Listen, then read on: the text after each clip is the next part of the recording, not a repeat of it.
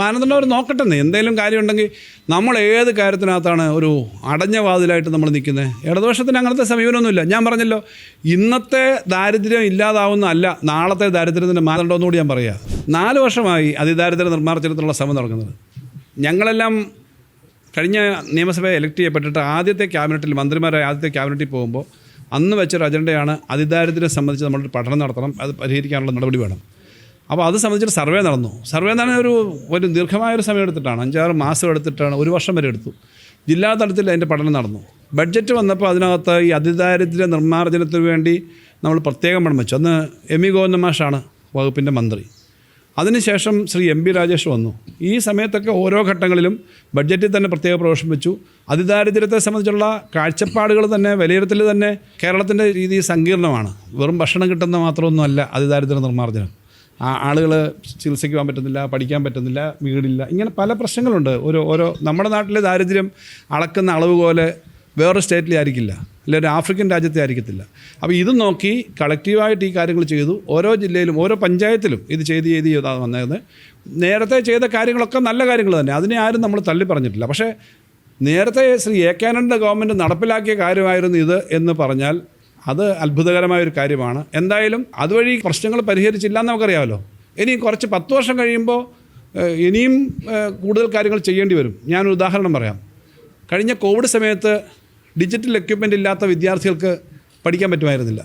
ആകെ online education നടത്തിയത് കേരളത്തിലാണ്. നമ്മളെല്ലാം ചേർന്ന്, ഞങ്ങളെല്ലാവരും, നിങ്ങളും ഓരോ പ്രസ്ഥാനങ്ങളും നമ്മൾ മൊബൈൽ ഫോൺ മേടിച്ചു കൊടുത്തു, പിന്നെ കിട്ടാത്തവർക്ക് അതുപോലെ എക്യുപ്മെൻറ്റ് മേടിച്ചു കൊടുത്തു.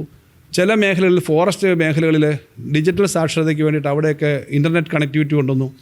അങ്ങനെ കേരളത്തിലെ ആവശ്യങ്ങൾ ഓരോ ഘട്ടത്തിലും നമ്മൾ പരിഹരിക്കാൻ വേണ്ടി ശ്രമിച്ചുകൊണ്ടിരിക്കുകയാണ്. അതിനകത്ത് നല്ല മുൻകൈയുണ്ട്.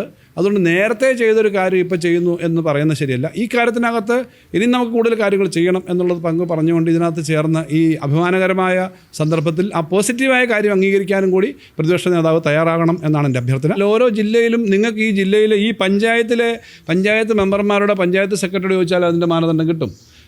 ഇന്നലെയാണ് കൊല്ലം ജില്ല അതിദാരിദ്ര്യമുക്തമായിട്ട് പ്രഖ്യാപിക്കുന്ന ഔദ്യോഗിക ചടങ്ങ് നടന്നത്. ഞാൻ ഇന്നലെ അവിടെ പങ്കെടുത്തിരുന്നു. കാസർഗോഡ് നിന്നുള്ള IAS ഓഫീസറായിട്ട് തന്നെയുള്ള പിന്നെ ശ്രീ ദേവിദാസ് IAS ആണ് കൊല്ലം ജില്ലാ കളക്ടർ. അദ്ദേഹം ഈ നാട്ടുകാരനാണെന്ന് ഞാൻ സന്ദർശിച്ച പറഞ്ഞതേ ഉള്ളൂ.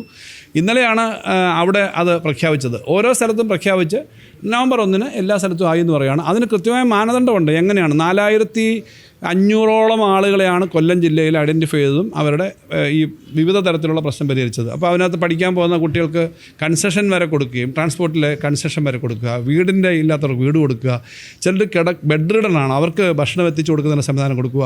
ഇങ്ങനെ പല കാര്യങ്ങൾ ചേർത്തിട്ടാണ്. അതിന് മാനദണ്ഡമുണ്ട്. മാനദണ്ഡം അവർ നോക്കട്ടെന്ന്. എന്തെങ്കിലും കാര്യമുണ്ടെങ്കിൽ നമ്മൾ ഏത് കാര്യത്തിനകത്താണ് ഒരു അടഞ്ഞ വാതിലായിട്ട് നമ്മൾ നിൽക്കുന്നത്? ഇടതുപക്ഷത്തിന് അങ്ങനത്തെ സമീപനമൊന്നുമില്ല. ഞാൻ പറഞ്ഞല്ലോ, ഇന്നത്തെ ദാരിദ്ര്യം ഇല്ലാതാവുന്നതല്ല നാളത്തെ ദാരിദ്ര്യത്തിൻ്റെ മാനദണ്ഡമെന്നുകൂടി ഞാൻ പറയുക. നേരത്തെ ഒരു ഇലക്ട്രിസിറ്റി ഇല്ലാത്തതോ, വീട്ടിൽ വെള്ളം കിട്ടാത്തതോ, അല്ലെങ്കിൽ വെള്ളവും ഭക്ഷണവും റൊട്ടിക്കപ്പടാവർ മക്കാനാണ് നമ്മുടെ പരമ്പരാഗതമായ ഒരു കാര്യം. പക്ഷേ ഇന്നിപ്പം കേരള സൊസൈറ്റിയിൽ അതിനേക്കാളും കൂടുതൽ എത്രയോ കാര്യങ്ങൾ വേണ്ടി വരുന്നു. നിങ്ങൾക്കൊരു ഫോൺ കണക്ടിവിറ്റി, ഒരു ഇൻ്റർനെറ്റ് കുട്ടികൾക്കൊരു അവകാശമാണ് എന്ന് പറയുന്ന തരത്തിലേക്ക് ഒരു കൊച്ചു കുട്ടികൾക്കുൾപ്പെടെ നെറ്റ് കണക്ടിവിറ്റി ഏതെങ്കിലും തരത്തിലെങ്കിൽ പഠനത്തിന് ബാധിക്കും. ഇപ്പോൾ പണ്ടങ്ങനല്ല. അപ്പോൾ അതിദാരിദ്ര്യത്തെ സംബന്ധിച്ചുള്ള മാനദണ്ഡങ്ങളൊക്കെ മാറാം ഭാവിയിലും. പക്ഷേ ഇപ്പോഴത്തെ മാനദണ്ഡം അനുസരിച്ച് കൃത്യമായി എക്സ്പെർട്സ് ആയിട്ടുള്ള ആളുകൾ വെച്ചിട്ടുള്ള മാനദണ്ഡം വെച്ചാണ് നമ്മൾ ഈ കാര്യങ്ങൾ തീരുമാനിച്ചിട്ടുള്ളത്. അതനുസരിച്ച് കാര്യങ്ങൾ ചെയ്തെന്നാണ് നോക്കുന്നത്. ഇനിയും അത്തരം കാര്യം ചെയ്യാം. പക്ഷേ ലോകത്ത് ഈ അതിദാരിദ്ര്യം മുക്തമാക്കാൻ വേണ്ടി നടന്ന ചില ശ്രമങ്ങളുണ്ട്.